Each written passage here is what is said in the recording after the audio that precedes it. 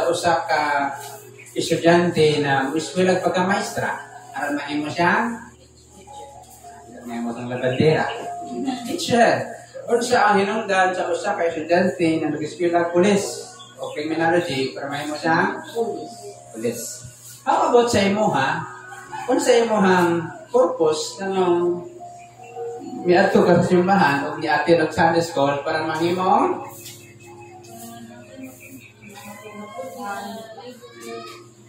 mahimong laborers sa God's harvest. Muna ingon sa Bible, verse 38 and Matthew chapter 9 and verse 37. Bata, may microphone. Kaya medyo kusok na ako sa tibay. Ay, hindi ko kalibutan. 37. Busa, giingnan niya ang iyang mga tinunan. Daghan ang inihunon. Daghan ang inihunon apan at jutay ra ang mga ngani. Okay? Daghan ang harveston, pero gabay lang mag-harvest of the church. Tanaw ito palibot na ito, ang mga tao karon wala na panahon sa pagpangalaga. But, gamay na tayo ang gusto magpagamit. Gamay na po na gusto mangalaga. Pero daghan o tanan gusto panalangin. Hello? Kung panalangin tanan, wala mo na dili ko, pero paingon na pag-obey. Siguro out of 100 na alam ko rin mga 10 o 5 ang willing mag-obey. But, muli nga reason, inong mga hinungdan, isa sa mga hinungdan na nuniyata para tudloan ta na mahimutang laborer. Siguro kung magtrabaho ka sa mga maisan, hindi kailangan ng seminar, no? Wala mang guro isbilaan ka sa pagpasad sa mais, usawon sa pagpira sa palay, kung naarabis na. Based lang na sa imuhang makita, observation. I remember when I was in Cotabato City, uli ko sa mua sa Sultan Kudarat, sa Bagong Bayan. Agit anak ko na ay nagpamasan o mga sinako nga mga mais. So, ako wala kong experience, di-try ko magpasan. Wala man kong makuyapan. Na naman, wala na anak. Wala ko na-train. That's why, ang naitapos ako wala pa nga nila katunga. Di pa dapat ako. Wala mo mamatay, magkudiha. How about sa pag-circle? Maunang, dili ta ready sa harvest, kaya dili man ta gusto magpamuhat. Dili man ta gusto magpakalisod-lisod. Gusto na ito ka ng kayanan. That's why, one of the reasons why we come to church is to be a laborer in God's harvest. So, in Jesus, plenty are the harvest, but you are the harvester. Tanawa ka rin ako sa Joseph. Kung wala kayo lalong pundasyon niya sa Ginoo, maybe, ingon ka, din ako mabalik na Domingo. O maybe na lang mag-antos ng kadiha na may dito o. I-recon pang uban. Are you there? But when he saw the multitude, he was moved with compassion. Ano ipata sa atong mga pamilya na wala pa diya sa Ginoo? Maybe, ihimo na nato ang kanan na itong pwede himoon. Mga encouragement, halos na ma-high-blood na ka o encourage sa ilaha, halos na iuban na, imong lumas, singot o sipon, pero wala yung may respond. But the good things is, you do your part. Ang pinaka-worst is, wala tayong gibuhat. The harvest is plentiful. Nagkang kayo harveston, ang problema, ang laborer, ang magpagamit, gamay ras. Gamay lang na passion, gamay lang na kasing-kasing. Muna ang mga, isa sa mga hinundan nung niya sa simbahan, parang ituduan ka. Sa eskwelahan, ginatudo sa tuwa, paano magsulat? Sa eskwelahan, ginatudo sa tuwa ang ato mga kultura bilang Pilipino. Sa eskwelahan, matunan nato paano pagkumpuni sa mga guba ng mga electrical wire, sa mga unsadra ng mga parts sa electronic or sa pag-ayos sa mga sakyanan apan sa simbahan na ginatudlo ug saon pagadto sa langit. Hello? That's why dili ka mahimong harvester sa kingdom sa Ginoo if we are not qualified to be there.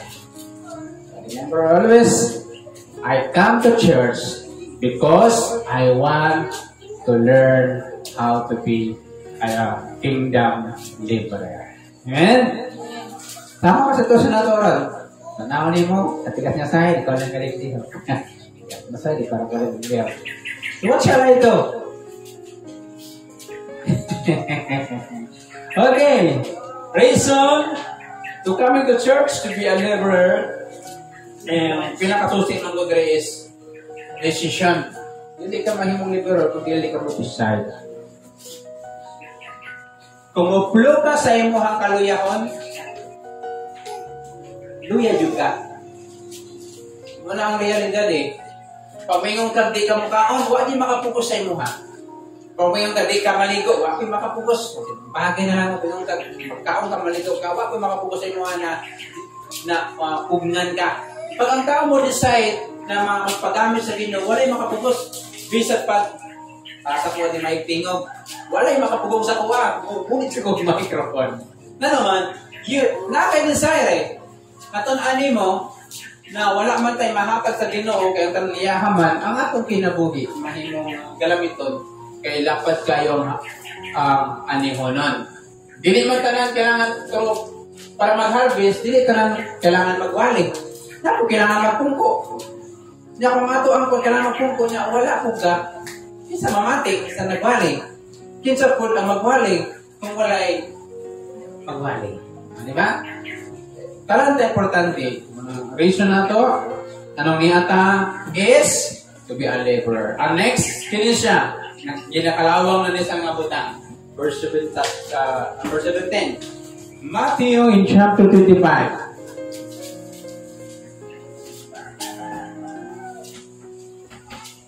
Matthew 25, verse 19 and 21. Okay, pakibasa.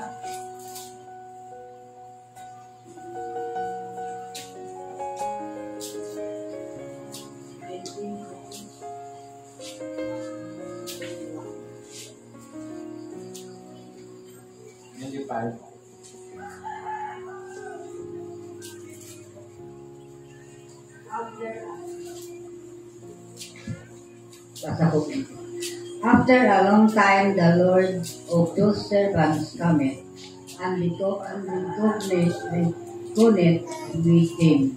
And so he that had received 5 talents came and brought other 5 talents, saying, Lord, thou deliverest unto me 5 talents.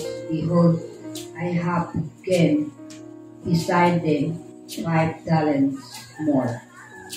Last verse. His Lord said unto him, Well done, thou good and faithful servant. Thou hast been faithful over a few things.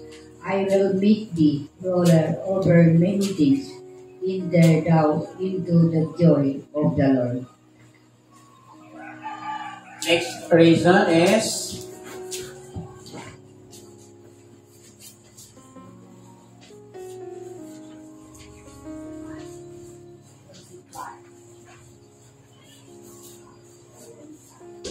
to multiply our talents. Talent is different from gift. Kung sa ba ang gitawag ato na gifts?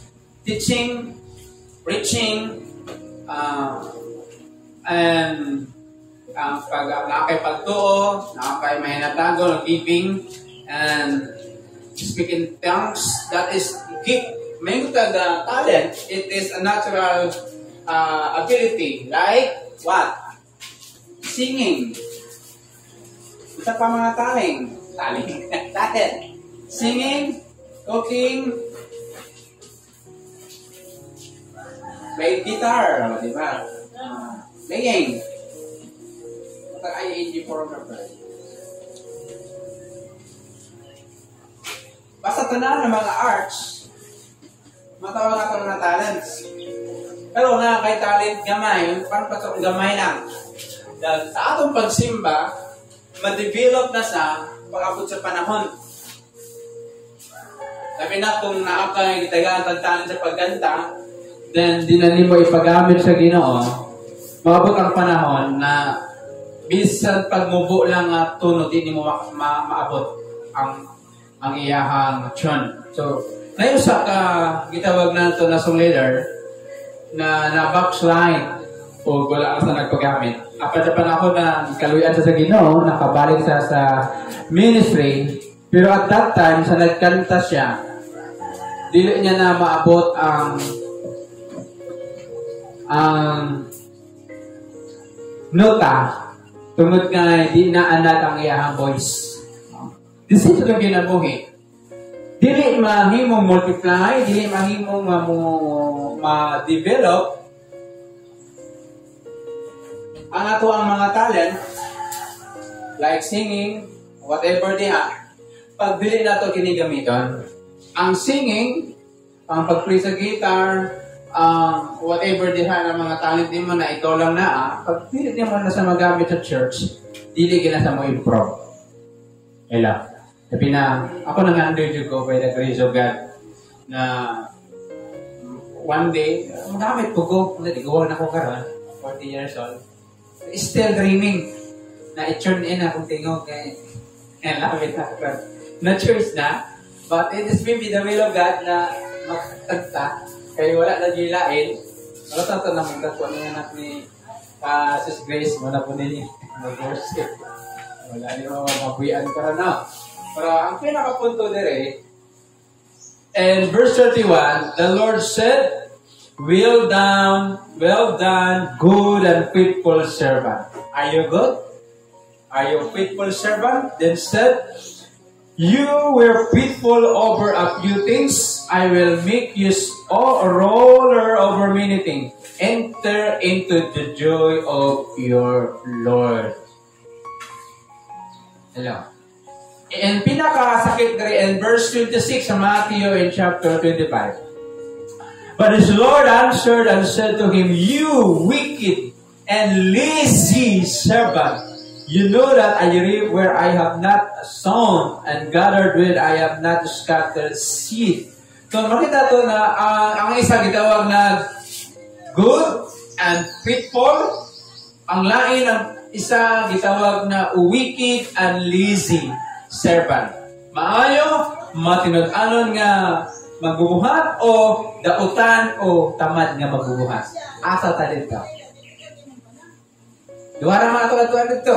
Good or faithful servant or wicked and lazy servant. Kung saan itabo sa good and faithful servant?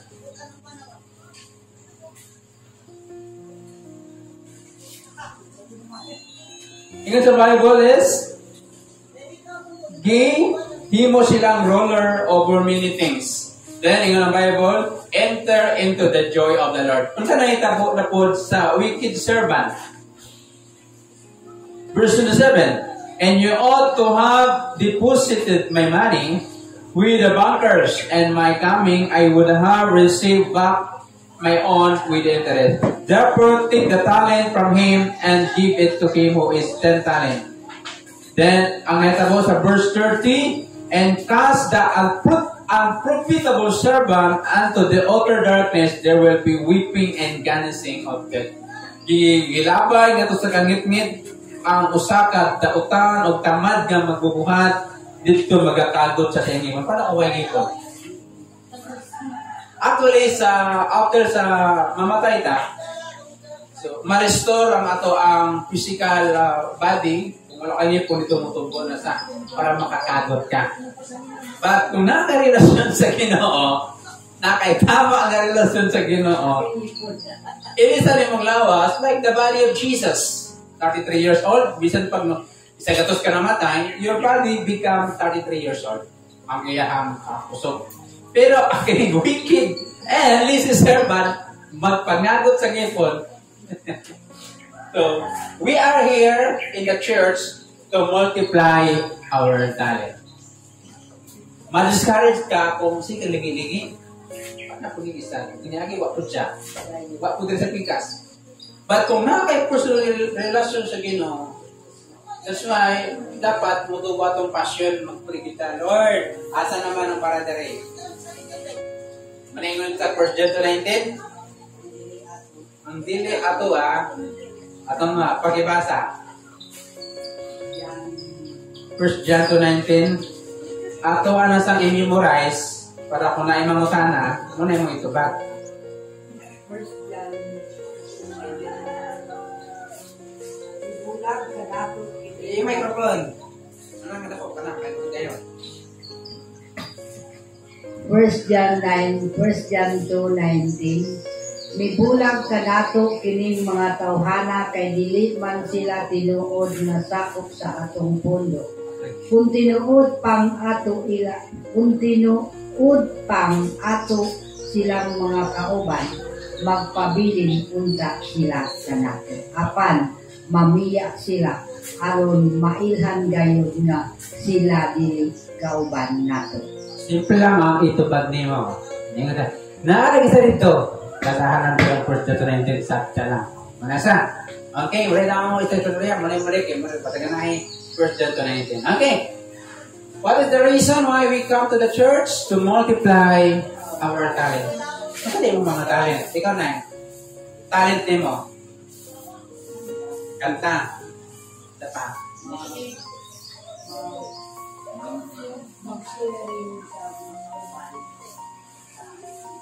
Encouraging. Gives man na sa. Mama, identify to what is talent, what is gift. Kanta. Cooking mo na kay talent. Oh. Kung sa abot sa simbahan na ay mga event, magamit man na magluto. This is grace sa among talent. Approachable. Friendly. Pagkakita, hello. Ano ka po sa?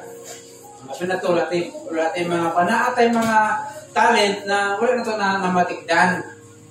Kanang naasay mo na wala sa uban, ang uban suplada kayo, di mamansin, pero kung mamansin ka, palit mo na i-develop mo, kay mas doon lang tao sa imo kay kasi di mo kilala, mura ganahan sa kay kaniba kay hindi kayo nasa suplada. Okay. Last but not the least,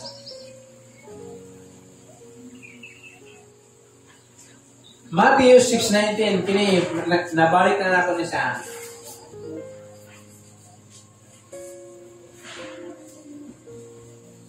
Bahala kita lang pati natin matunan. At pabot sa langit, ang matahan ng Ginoo tunan nimo at wala niya to Lord. Naman ni siya. Kita masiro. Okay, Matthew 6:19. Open your Bible and Bisaya language. English di gamay na ko.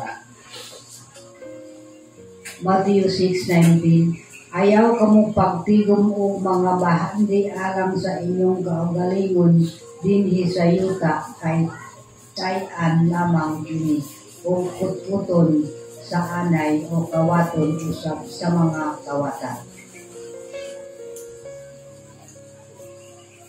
To lay up treasure. Mo niya sigurado get. Imong pagsimba mo uban din na dito sa record sa langit. Ang imong kwarta sa kalibutan, agawan na, mag-away man ng pamilya, magilugay, pakamatyan, but katutanan, ilubong rin na sa. So, many things nakita na ako sa social media, sinagitawag na to ng mga treasure hunters, even mga tomb robbers. Nakita na to na bisan pa na sila yung mga ginagamit ng mga high-tech na mga technology para ma-detect ang mga itawag nato ng mga gold, silver. Pamitik nakita na ako na even sa mga tao kaniadto in the ancient times, pag mamatay sila, ang ilang mga bahandi ginauban sa ilaha. Then, dito ang mga kultirat, mga sing-sing na gold, mga kwarta nila na kami na pwede, kaya naman to. Pero ang pangutana, sila bang nadala? How about ang pagsimba mo sa Ginoo? To lay up treasure. So, tanong to kung plural ba niya siya. Treasures. Kinila ang bugtong bahandi na madala nimo dito sa langit ang imong pagsimba. Out of 52 Sundays and 1 year, 365 days out of 52 Sundays. How many Sunday we have? Because we have treasures in heaven. Imong kwarta, magasto nimo, pag nakay kwarta magpipos akong misis, nasa alkansya, every na magsuldo sa ulog sa 1.5, yung pang chik-chik ka na, pagkamatay niya, wala po niya nadala. Ako ang natapuan sa 55,000. Oh. So, ang punto dire, ako ang i-realize ito ba na atong kinabuhi, lumalapay lang. Kung kinulaman lang. Dahil na karon ang balita is mostly related sa prophecy. Tungod kay ang Iran, muna ang karaan na Persia, nagkakalaban sa Israel. Isa na lang kanasod ang ginahulat na muhi mong 7 years Covenant Treaty, 7 years Covenant Treaty sa Israel. Nayo sa kagamanan nga nasod na mo raise up. Mighty nation na mag-raise up, dihagi ka ng Antichrist. Tugod kay ang prophecy is all about Israel. Kung familiar mo sa prophecy karon sa mga pangbalita mo, Iran versus Israel. Wasa na ay nasod na mo raise up na mo depensa sa Israel. O mohimog covenant 7 years sign na protektaran nila ang Israel. Pero wala ka palong Israel, nasa 7 years, isa prophecy in Daniel chapter 9. Sa 3.5 years sa maong covenant, invalid sa maong nasod, then deklara ko galingon na sila ang Diyos. But before sa signing of covenant sa Israel, rapture. Are you ready? Why we go to church? To lay up treasure. Busy kayo itang laban, busy kayo itang ato ang mga problema, busy kita sa itong panimalay, wala ka balaw ni tingog ng trompeta. Kaya ang nasa Israel, ginagira na. To prepare is, pinakanindot na preparation is, dapat nakaka sa linya sa pagpangalaga. Tanan ta maluya, tanan ta ma-discourage. Isa tayo wala discourage. Sabi naman kita ni Morang, something lang. Pero irahan ang decision. Awayin niyo yung kauban nung ikaw naman, na nag-akura po. Diba? Ang contrary purpose is to continue to lay up treasure. Continue na magtipon ta. Dili, atong matipon is sakit o wala. Dili sa kalibutan. Sa pagsimba na ito, kining treasure, dito ba yung sa Bible? Where's your heart? Where's your treasure? Your heart will be also. Kung asa ang imuhang bahandi, naadito ang imong kasing-kasing. Kumusta ba? Naabadiri ang imong bahandi? Ara naadiri imong kasing-kasing? It's a practical way lang niya. Anytime, ganina, mga ni, ginapan ako ang mga balita. Tanaan ako, pagtanaan ako, ginagira na ang Israel. Kaya ng Iran, mo ng Persia. Dati pag yun nakalaban, 3,000 years ago. Iran, Iraq, Babylonia. Once na naay 7 years treaty sa Israel, prepare for the rapture. Bago ang insert sa rapture, doing the rapture is nearer na ay World War III. Makita ko. Latawa karoon ang China, ang Russia, ang North Korea prepare for the battle. Hindi sila nagkalaban. They are preparing for the battle. We are waiting for the World War III na namahita ko. Na magasunod ang rapture. So, ang ato ang punto diri, kumusta na ba itong treasure sa langit? Ano ba tayo na tigaw dito? Alam. To lay up treasure.